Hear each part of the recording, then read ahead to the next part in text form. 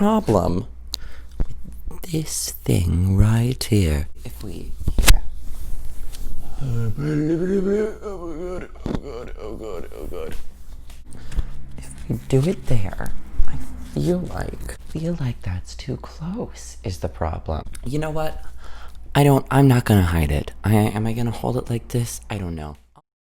Wow, it's me, the Bye Book Boy. I said I was gonna do these weekly. It has not been 2 weeks since I posted a video yet, so we're fine. Don't look at me like that. I'm reading a lot of books right now, but my life is also very busy right now, and I've been working a lot, and I'm filming early in the morning when there is traffic, because it's the only time I have to film right now without work, which I realize is a blessing during the time of this current recording. So while I got a lot of books I could talk about, right now I'm gonna do a tag, because I'm lazy.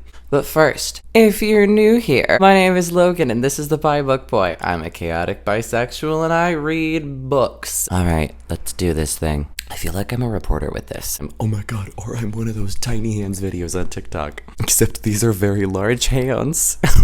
No. Emily and I are reading Gone Girl. A couple of weeks ago, she did a Reading Habit Tag, and that's what I'm gonna do, because I have a lot of habits. But since I am a bisexual and have problems with authority, I'm gonna do it out of order, because I am a non-conformist. It's not a phase. Question number 1. Do I read what does that say? Oh my. Do I only read at home, or do I read everywhere? Listen, I am a working girl. I have no time on my hands. I read everywhere. Okay, so I mentioned this in the last video. I live in Los Angeles, and the thing about Los Angeles, especially pandemic and Rona and all that fun stuff, is everyone in LA is stereotypically late, and that is true. Everyone in this city is late. However, I, not being raised here, and being a person with chronic anxiety revolving being late, am always at least a half hour early. Therefore, when I show up to an event half an hour early, and everyone else shows up half an hour late, I have an hour of time to kill. Therefore, I'm always reading in my car and sweating. I am an intellectual with poor time management skills. Thank you. Anyway, question 2. Do you stop reading after a certain amount of pages? I try to. Sometimes I'm reading at work, and somebody calls you and you just have to stop reading, whatever. But if I can have control over it, I usually try to stop reading at either the chapter breaks, or if it's one of the books that has the little page breaks when they're changing subjects or times of day, but they don't want to change chapters, I'll stop reading there. I also, because I've been reading a lot more books because of this channel, and I've been really immersing myself and enjoying a lot of it, I actually will try to set goals for myself where I'll be I'm going to read from page 1 to 150 tonight, and I'm not going to stop until then, and I'm not going to go past 150, or, things like that.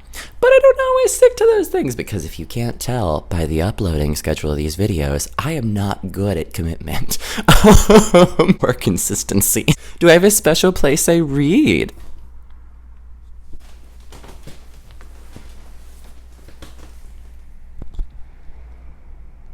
Why, yes. I'm glad you asked. Why am I holding this like a microphone? It's got a clip. I don't know what I'm doing. Anyway, this is my comfy reading chair. I also eat dinner in her because I live in a very tiny apartment in the city. Question 5.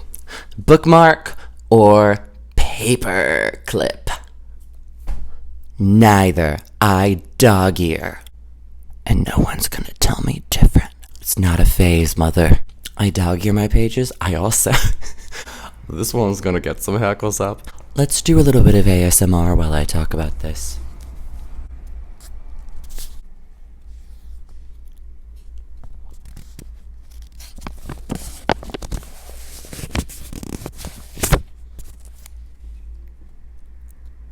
Wow. What a well-creased corner of a page. Yes, I dog ear pages. I rarely use a bookmark, nor do I use a paperclip, because I'm not an organized person. I also hate writing in books unless it's for academic reasons. So rather than underlining my favorite lines in books, I will also dog ear those pages and leave them dog eared for the second time I read. One time I loaned out one of my favorite books to one of my friends to read, and he dog eared all of my wonderful pages. I was offended. Do I eat or drink while I read? Oh, yeah. I have an oral fixation. That sounds like I'm a smoker. I don't smoke. I've never smoked in my life. But it's hard for me to concentrate without having something to do with my hands, which is not an oral fixation. What am I saying? I'm always drinking tea or coffee, tea or coffee. We're keeping this as PG-13 as possible. If I'm reading more than a chapter, I have to be drinking tea or coffee. So I drink a lot of tea. Tea consumption got pushed up even faster once I started working at a tea shop. I no longer work at said tea shop, but I miss it. I also, if I'm gonna binge read, I will usually eat a bowl of popcorn. This is a habit I picked up from my college roommate who used to have popcorn every time she had to write a long essay, and I started doing that because it helped me focus because I wasn't getting distracted and hungry. In other news, what does this say? Multitask. Can you watch TV or movies while reading? Yes and no. I can listen to music while reading. I not a lot though. It's not like Lana Del Rey isn't singing while I'm reading Pride and Prejudice or anything. With the hours, and then I have not reviewed this yet, but when I read Mrs. Dalloway, that's coming in a new video, I played the Hours soundtrack when I listened to it because it really set the vibe, and it set just the mood, and it helped me focus, and it was really fun. I could never watch TV while reading. I don't focus well as it is. And having two different stimuli going on at the same time would just spiral me into just a pit of just the pit of non-productivity. Anyway, do I read one book at a time or multiple books at a time? Multiple now. But this is a spot of growth for me. Up until recently, I could only read 2 books at a time if one was nonfiction and one was fiction, or one was for school and one was for personal enjoyment. However, being a budding young booktuber and a very lonely person in quarantine, I have joined a book club, and we are reading about one book every month, and it's been really fun. It's all queer books and stuff. I have a video coming where I'm gonna wrap up all the books we've read so far. It's been really good because I've been introduced to good queer literature, and I'm excited to talk about it. But thusly, I'm currently reading a book by myself just for these videos. I'm also reading Gone Girl with Emily because we're doing that together, kind of like a 2-person book club. And then I am also reading Giovanni's Room by James Baldwin. Yes, James Baldwin, for the Gay Book Club. So that's 3 books at the same time. They're all fiction. I'm doing pretty good. That's what I'm saying. Do you read aloud or read in your head? Who reads aloud? Does anyone read? I guess sound off if you read aloud to yourself. I only read aloud if it's a script that's meant to be read out loud, or if it's with other people when we're in an academic setting and doing popcorn reading or whatever. Do you read ahead or skip pages? No. Sacrilege. I need to stop doing that. I'm sorry. I just apologized to the microphone. I stopped writing complete sentences at this point because I am lazy. Do I break the spine on paperback books or do I leave them whole? No, I don't break the spine on purpose, but I mean, it certainly happens.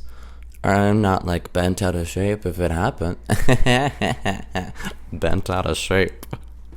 Last but not least, do I write in my books? Not besides, like, for an academic setting, I will underline in it, but I've never once annotated in a fictional book. I skipped the English class where we learned how to formally do that, and were told that that was a good thing. Therefore, I find it unnecessary. If I need to take books, if I need to take books on my notes, if I need to take books on my notes, if I need to take notes on my book, I'll do it on a separate piece of paper and then just bookmark the pages that I said it was, you know?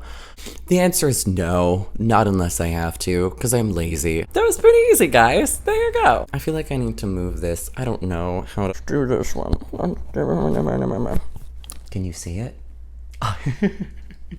It's literally a mic that was meant to be hidden. I'm not hiding it. I'm gonna put it on display. Anyway, if any of my habits severely offended you or resonated with you, sound off in the comments below.